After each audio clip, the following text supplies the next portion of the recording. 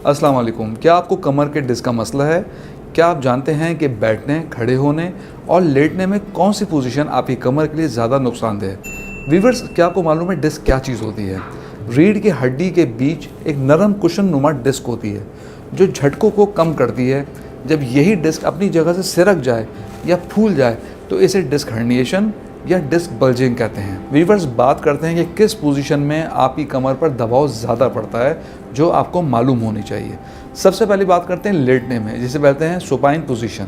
सबसे कम दबाव इस पोजीशन पे डिस्क पर पड़ता है, इसलिए मरीज़ को लेटने से आराम मिलता है और अक्सर डॉक्टर्स ये एडवाइस करते हैं कि आप ज़्यादा से ज़्यादा आराम कीजिए जब कमर में दर्द हो, क्योंकि लेटने की वो वाहिद पोजीशन है जो सबसे ज़्यादा आपको कमर के दर्द में रिलीफ देती है और आप जल्दी हील अप होते हैं। अब बात करते हैं स्टैंडिंग पोजीशन यानी खड़े होने की पोजीशन में। इस पोजीशन का दबाव दरमियाना होता है। जिस्म का वज़न बराह रास्त डिस्क पर आता है, लेकिन ये बहुत ज़्यादा लोडेड नहीं होता।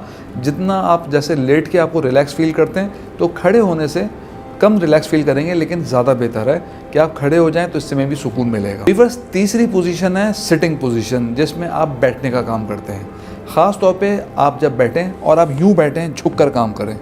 ये जो पोजीशन होती है, अगर आप अमूमन देखें मस्जिद के खुतबों में या आम तौर पे घरेलू ख़वातीन, तो अमूमन लोगों की बैठने की पोजीशन में झुकाव होता है जो कमर के लिए सबसे ज़्यादा ख़तरनाक है और सबसे ज़्यादा दबाव पड़ता है। इसीलिए डॉक्टर्स एडवाइस करते हैं जब भी आप बैठें तो सीधा बैठें और स्ट्रेट फर्म पोजीशन में बैठें। आप ये बात गौर करेंगे कि आर्मी या ऐसे डिसिप्लिन वाली जगहों पे हमेशा सीधा बैठना सिखाया जाता है।